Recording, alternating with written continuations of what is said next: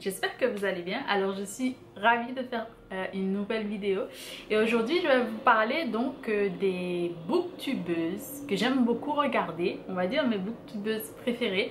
J'ai choisi de vous en présenter 7 aujourd'hui, mais je souhaite peut-être faire une autre édition pour vous parler d'autres personnes que j'apprends à connaître, etc.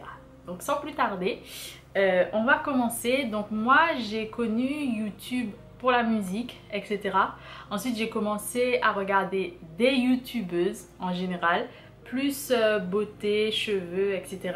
Et puis je suis tombée sur le booktube mondial, si on veut dire ça comme ça. Et j'ai commencé à me dire oh c'est super intéressant, etc.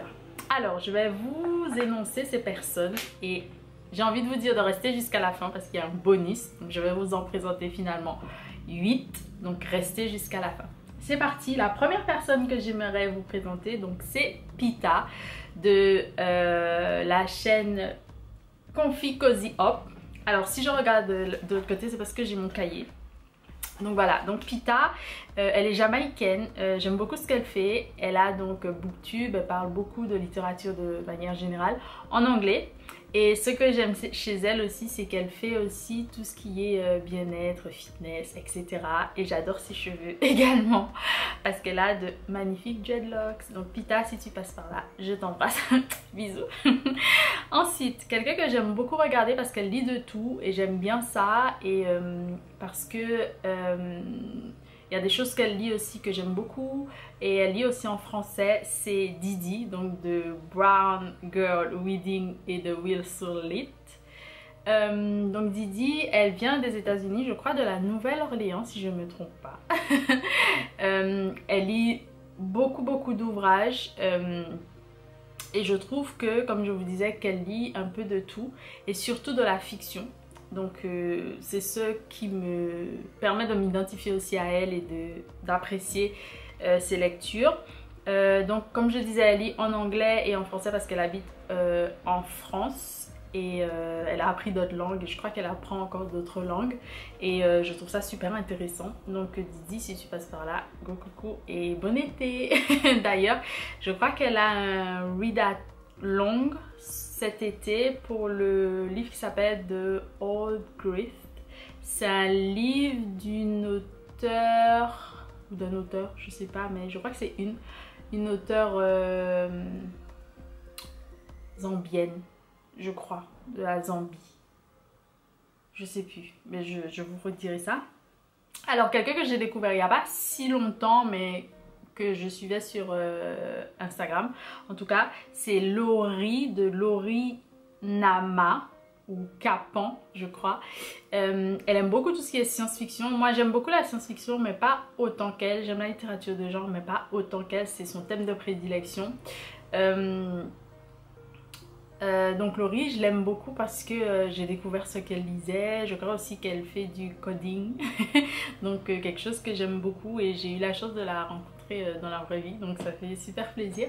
Donc voilà, et je vous recommande sa chaîne en tout cas pour voir aussi ce qu'elle fait de manière générale parce que ces personnes sont aussi sont principalement des booktubeuses parce que là je remarque qu'il n'y a que des femmes, c'est vrai, mais elles font aussi autre chose, donc ça peut être aussi du lifestyle.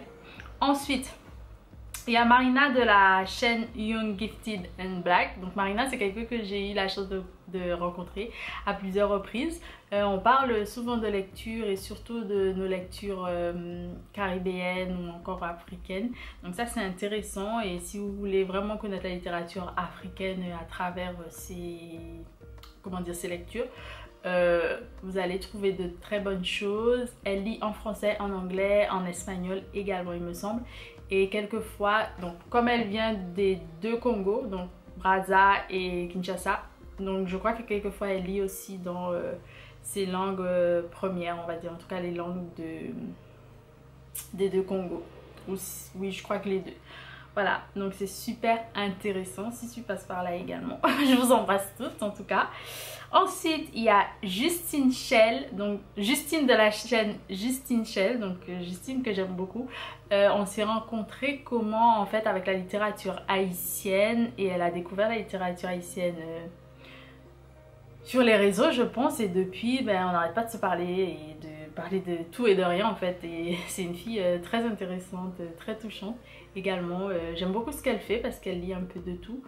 Avant elle lisait beaucoup tout ce qui était young adult, et maintenant je crois qu'elle a élargi ses lectures, et moi j'aime bien ça en fait parce que on peut se cantonner à certaines lectures et après élargir donc ses lectures. Donc ça je trouve ça intéressant, et je vais voir aussi là-bas ce que moi j'ai pas forcément l'occasion de lire parce qu'on peut pas tout lire, ou ce que je pourrais aimer et qui sortent, les lectures que je pourrais aimer qui sortent de ma zone de confort.